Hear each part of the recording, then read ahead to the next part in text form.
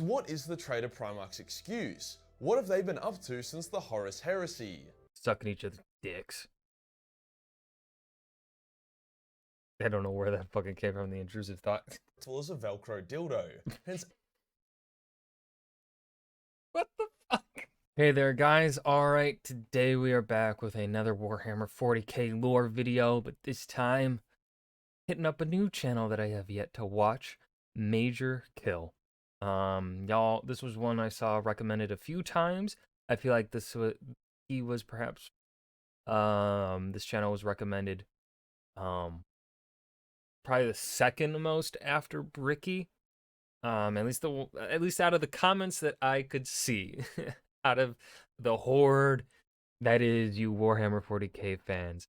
Now he is Australian, and y'all told me he swears a lot. I feel like I'll fit right in. Now, of course, I do not cuss as much as a fucking Australian, but still swear a lot. So, yeah. Now, before we dive in, I want to talk a little bit more. Please do keep leaving recommendations. I feel like, you know, if you guys feel like I have watched enough lore videos now to at least get an appreciation for fan films or fan animation, stuff like that, please do leave those in the comments. We can branch out from, I feel like now would be maybe a good time to branch out from just lore videos and maybe explore things outside of lore videos. And I picked what did the Traitor Primarchs do after the Horus Heresy, because I feel like that fits with the Bricky video we just watched a couple days ago, which was talking about all of the Space Marine legions. So yeah, that's why we're watching this one.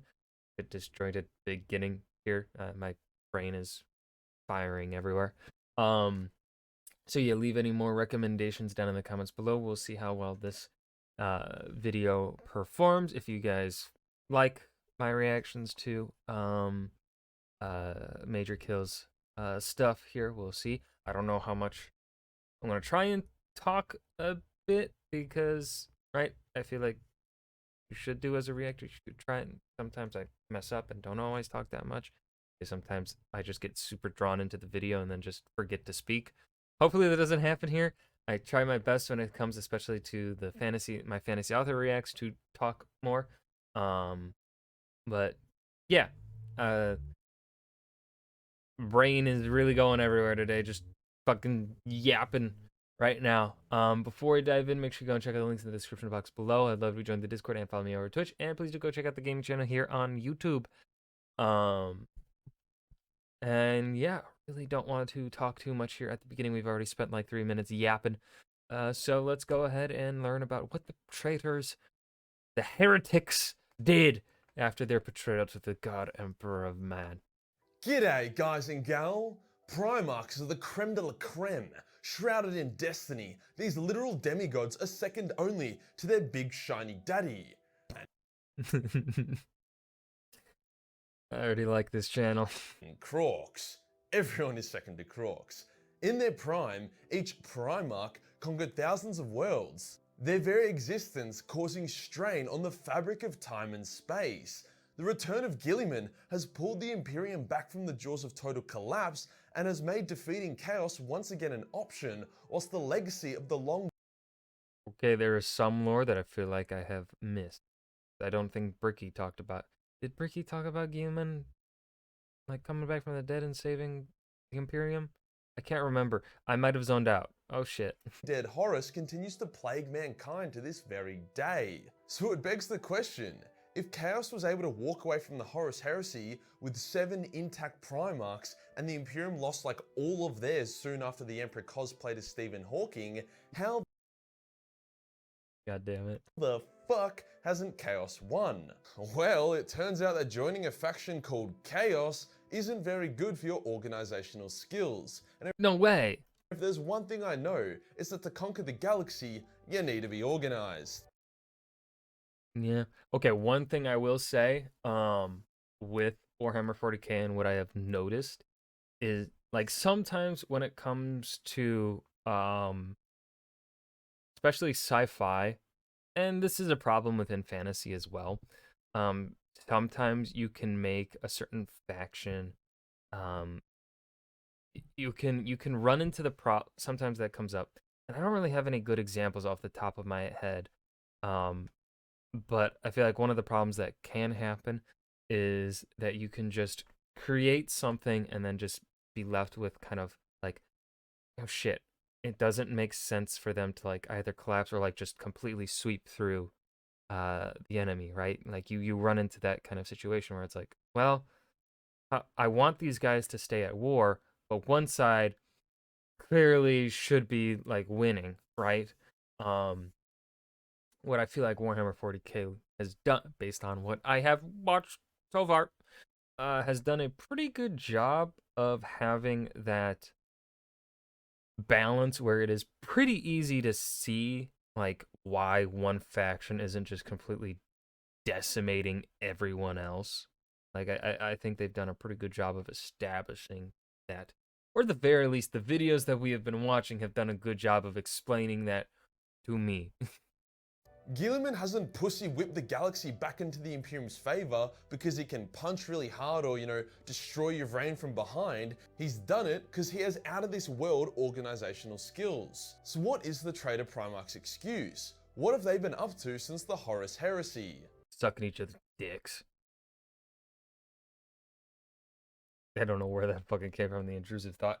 Today we'll go over what each of the Traitor Primarchs have been doing since Horus bit the bullet, before talking about where they are today. If we're feeling cheeky, we might even make some educated guesses as to what they'll do next. Let's get into it. We'll start off. I like that transition where it's just like faded into this. That was good. Gotta throw some respect there. With Horus, really because good. chronological order is overrated. Horus is special, not because he nearly killed the Emperor or, lost all his hair despite the 30th millennium probably having great anti-hair loss creams, but because out of all the Primarchs, only he was completely obliterated from existence. Whilst other Primarchs like Ferrus and Sanguinius did die, there is a sliver of their soul or presence still lurking about. Horus, on the other hand, got cum dumped so hard that his soul has ceased to exist, so he's been doing literally nothing since the Horus Heresy. In saying that, he was cloned once. However, Primarch clones without Primarch souls are about as useful as a Velcro dildo. Hence, What the fuck? Who the fuck just thinks? Oh, this is like fucking watching Salmonella, man, where he comes up with those dumb fucking like 100 million marbles like volume or whatever the measurements. Fucking Velcro.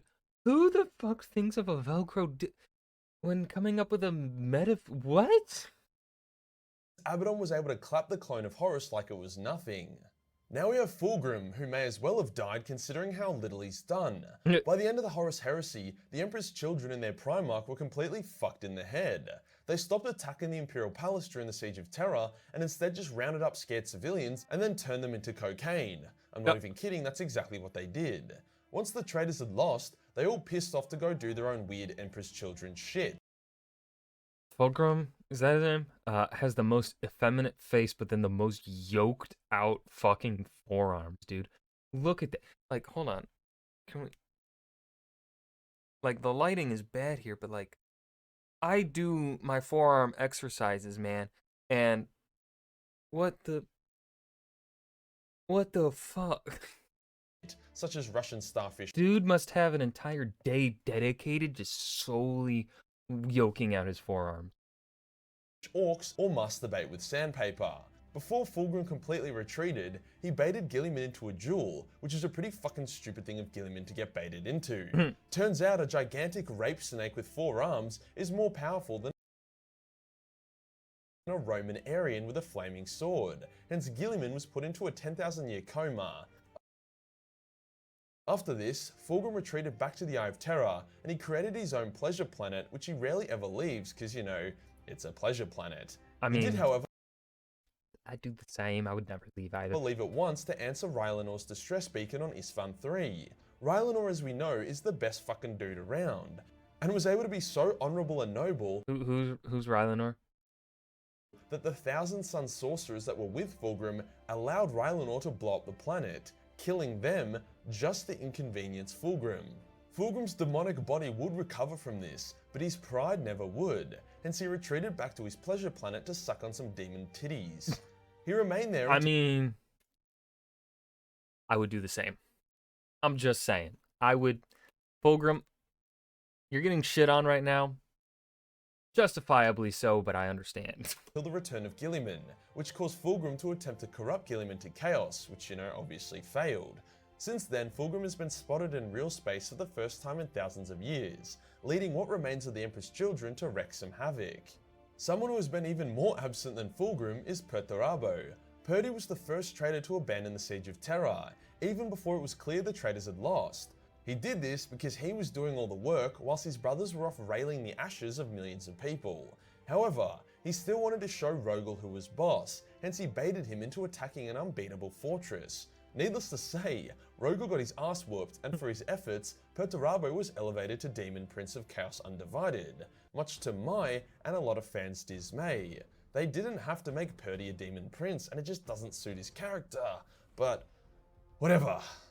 As Purdy is a Prince of Chaos Undivided, he doesn't really have to do what the Chaos Gods want, only if they all agree on something, which pretty much never happens. So he hasn't had to go fight the Space Wolves or try and give aids to Ultramar like his brothers have to. In saying that, Okay, I feel like I don't have enough information on the lore here, maybe to keep watching Major Kill. I don't know. I feel like there's stuff being said here that I have no clue what the fuck is happening. he hasn't I'm just trying to keep up, so it's gonna be a little maybe hard to fucking talk. idle. In the Eye of Terror, Purdy engaged in a massive battle against Mortarion and dueled him non-stop for 7 hours. Eventually, Nurgle's pestilence and attrition began to overwhelm the Iron Warriors, hence Purdy was forced to retreat.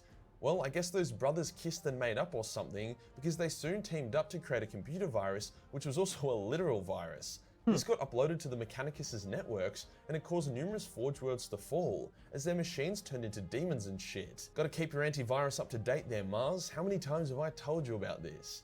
Purdy would play a reasonably passive role in Abaddon's Black Crusades, offering him advice and weapons, but not his own battle prowess. However, with the fall of Cadia, the big man himself is kicked into gear, sending out his Iron Warriors to siege some of the most heavily fortified worlds in the Imperium.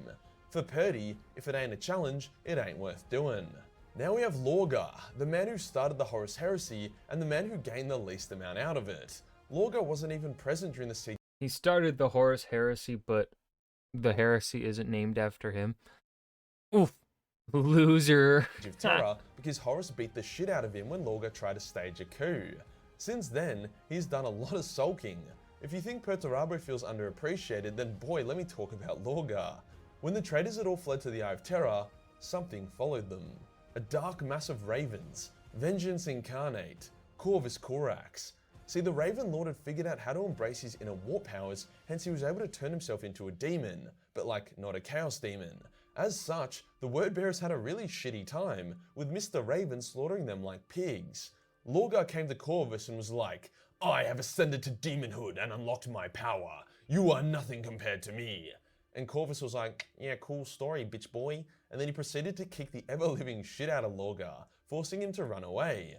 Now the lore says that Lorgar has been in his tower meditating for 10,000 years, but I reckon he's just been playing a fatal game of hide and seek with Corvus. Pussy. I hope he comes back into the lore for a bit to fight Guilliman, just for Corvus to arrive so the G-Man and the Raven Daddy can kick the shit out of him. Raven Daddy. Together would be a really wholesome brother bonding moment. Next up is Conrad. Over the course of the Horus Heresy and even the Great Crusade, Conrad's sanity had been slipping more and more. By the time Horus was dead, Conrad's brain was cooked as shit. He took his legion onto a world and made a palace out of living flesh. A bit grim derp in my opinion, like how the fuck would that even work, and oh man, the smell. I was literally about to say, that must stink. Conrad sat in his flesh fortress for a bit until an assassin arrived to kill him. Now he easily could have killed the assassin, however he wanted to prove a point, so he let the assassin cut his head off. R.I.P. Conrad, missed by literally nobody. There's a theory that one of the jewels... What point was he trying to prove by just dying? It's like he's dead, but he's not dead? But he's dead, so he's not around him. Because I think in the Bricky video, Conrad's dead. he was wearing was actually a soul gem that his consciousness now resides in, but nothing has come of that as of yet. Okay, yeah. Now we have Mortarion, who has been a busy little bee, buzz. Considering he's the champion of the big fat lazy ass god, Mortarion has been very active, leading countless wars within the Eye of Terror and real space against the other forces of So he's the only heretic actually doing work, but he serves the lazy god. Chaos and Love the it. Imperium. When the heresy ended, Mortarion fled to the Plague Planet and he recreated it in the vision of his home planet of Barbarous. He even put himself at the highest peak, just like his Lich King father did all those years ago, hence completing Mortarion's hypocrisy. Just like Fulgrim, Morty would get his own embarrassing encounter. After killing the Supreme Grand Master of the Grey Knights, none other than Caldor motherfucking Drago kicked his ass. He carved a name onto his heart and then he banished him back into the warp. That's gotta sting. Morty would go on to capture quite a few systems in real space, and use them to launch the Plague Wars against Ultramar. This war was devastating, and it looked like Morty could win, until Guilliman arrived, and evened the odds. Morty would shit in his hand and throw it at Guilliman, whilst Guilliman responded by spraying multi-purpose cleaner on Morty before rubbing it in with a ShamWow. It truly was a battle for the gods. Eventually, Nurgle wanted Morty to retreat to defend the Nurglite worlds in real space from the other gods of chaos, but Morty wasn't super down with that. He wanted to kill Guilliman, hence he defied Nurgle and he injected G-Man with the God Blight, a virus that could kill a Primarch. Guilliman then died, but he survived. Yeah. So the opening of the Great Rift had woken the Emperor up, because there was so much fucking warp jizz everywhere now. Hence the Emperor possessed Guilliman, kicked Morty's ass, then proceeded to kick Nurgle's ass. Like Nurgle genuinely took some damage, and it seemed as if the forces of the Plague God are going to be benched for a decent while, especially since Morty has been a naughty boy and is now going to get quite the spanking from his green papa. I can't even say it. Nerdy boy gonna get a spanking from his green papa. Speaking of spanking, we now have Magnus, who is the other traitor Primarch who has been quite active in attempting to fuck over the Imperium. Key word here is attempting. When Lehman broke Magnus's back, and then Magnus was crudely teleported to safety, his soul was shattered. Hence in the years following the end of the Horus Heresy, he spent a lot of time putting himself back together. The issue is that the majority of Look at those nipple tusks. Pointy. his good and kind soul shards have been either destroyed or been made inaccessible by Magnus. Hence all that remains of him is bitterness and power. Clearly not enough though, as he has invaded Fenris like 2 or 3 times now, and each time the Space Wolves were able to send him screaming back to hell. But magical, he does a lot of damage to Fenris each time, and he stabbed out one of Lehman's hearts. Why does no one remember that? Timmy, you Magnus sympathizing cock junkie. Silence. Ruining Fenris is like nuking the Middle East. It's already a fucking shithole, so ruining it. What the fuck am I even supposed to say? I can't even say it. It doesn't actually do anything. After multiple humiliations, Magnus decided he would try and kill Guilliman, before Guilliman could get to the Emperor. Well, lo and behold, Magnus was humiliated again, and sent back to the warp. Dude, Guilliman is just fucking unstoppable, I guess. Again. He finally decided to embark on some more realistic goals, and has since retaken Prospero, his original homeworld, and even brought his planet of sorcerers into real space. Love him or hate him, you can't say Magnus hasn't given it a red hot go. Now onto the angry Angron. Oh, Angron's the real Angie boy, okay. Angron a fair bit of shit on this channel. There's a lot of them, still learning, gonna mix them up. But to his credit, he has tried his best to do some stuff since the Horus Heresy ended. A lot more than Lorgar and Fulgrim at least. His first act since the Heresy was to attack the Imperium with 50,000 Chaos Marines, and they actually did some damage. Over 200 years, they took over, which is, code for fucking raped, 70 sectors. However, the damage they did was temporary, and they were eventually driven back. Angron would then He has a mouth on his knee. Emerge and attack the world of Armageddon, only to have his sword broken and his ass drop-kicked back to hell. Angron was almost re-summoned back to Armageddon recently after the fall of Cadia. However, with the help of some friendly salamanders, the Imperium was able to put a stop to that shit. Probably for the best. Salamanders. There are way more interesting traitor Primarchs that deserve their time in the sun. And finally, what is Alfarius Amigan up to? Well, Alfarius, or maybe Amigan, died to Rogel Dawn during the Siege of Terra, leaving Alfarius, or maybe Amigan, to lead the scattered Alpha Legionnaires. I'm of the opinion that Megan still lives and is subtly influencing the Alpha Legion to aid the Imperium, but considering we haven't actually seen him since the Heresy, it's hard to know for sure. I've dived into this topic a lot more in my Alpha Legion videos, because there's just so many breadcrumbs and theories to unpack, but for now, just remember, Megan is currently doing something, or maybe it's Alfarius. With the recent spot, I'm curious, so because of the way Warhammer 40k is essentially innately designed, right? It's meant to be a thing that just goes on in perpetuity, right? It is meant to go on forever, essentially, right? War is all that exists in Warhammer 40k, so there's supposed to be no end. So I wonder if Games Workshop will ever provide a legitimate, outright answer to this question of whether or not the Alpha Legion are truly loyalist or if they are heretic. Now, of course, there are benefits, there are pros and cons to this, right? To leaving it kind of up in the air for the fans to hypothesize and guess at, right? There are pros and cons to it. And then, of course, there are pros and cons to just outright kind of stating it. It just really depends on, one, you got to know your fan base, right? Answering that question or leaving it up in the air, that's one of those things that isn't necessary to the overall story that they are telling within Warhammer 40k. It's not necessarily, it's not like a necessary thing that needs to be known. The is he loyal or is he truly a heretic kind of thing. It's one of those like side questions that like could add some context to some of the decisions that he's made or whatever. And really, when it comes to those kind of questions, when you're writing and telling a story, you decide whether or not to keep it hidden or tell everyone what the answer is, based on like, one, knowing your audience, and two, also like, you know, as a storyteller, figuring out whether or not which is the more narratively satisfying choice. My guess is they're maybe years down the line there will come a time where it is outright answered, but as things currently stand, like I don't know, I just don't know enough.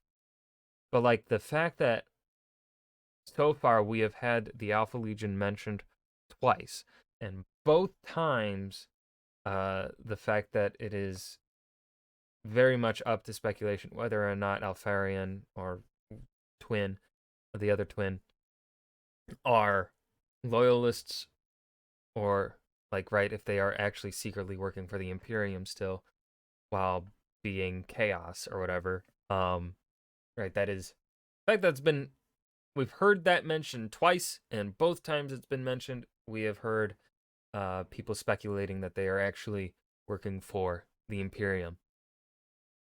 I have a feeling that the answer is they probably are actually working for the Imperium, because writers, I feel like for a franchise like Warhammer 40k, just based off the vibes that I've gotten,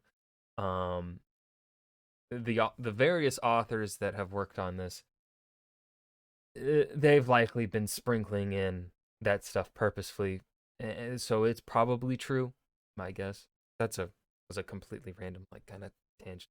Go on. I hope.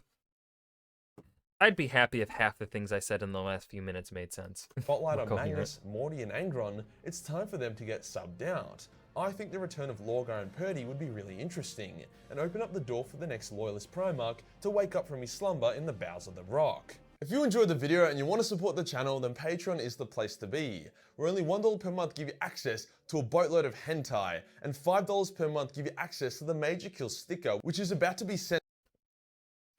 I like this channel. I think we'll watch more of it, but I don't think I'll watch them too often because this feels, I don't know. This didn't feel quite so noob friendly as Bricky did. And I feel like Lewitton was also a bit more noob friendly just because he spent more time talking about things. This one was very quick, so I feel like not necessarily newbie, not entirely noob friendly, but I was still able to mostly follow along. Maybe this wasn't the best one to start with, I don't know, but I feel like this really went along with the video we watched just a couple days ago with Bricky. So yeah, this was still really good. I do plan on watching more Major Kill in the future, but for now, I think we focus on trying to diversify the 40K videos and watch a variety of things, see what you guys enjoy watching me react to, and we go from there. So yeah, this was really good. I hope I was able to add some stuff to this, because when it comes to my fantasy author reacts, I want to add stuff more to it. Like, I don't know, sometimes when it comes to like the historian stuff, it feels hard to add things. Just because no one cares about watching the stuff that I was an expert in, that I studied in school. No one cares about watching that stuff. So it feels really good and validating lately to really see the fantasy author reactions doing well, because that is something I am very passionate about and something I really love. I really enjoy doing these fantasy author reactions because, well, I really want to be an author. I've written 5 books, working on editing the 5th one right now, and hopefully maybe it'll be the one that I can get traditionally published. We'll see. But yeah, so it's very validating, feels really good. I'm really happy that y'all are enjoying this. And even though Warhammer 40K is sci-fi, you could maybe a little bit argue space fantasy. I say more leans towards sci-fi. I'm having a good time as a fantasy boy watching some sci-fi lore stuff. With all that rambling done, I hope you guys enjoyed. Remember to hit that like button and subscribe for more, and I will see you guys in the next video. Peace.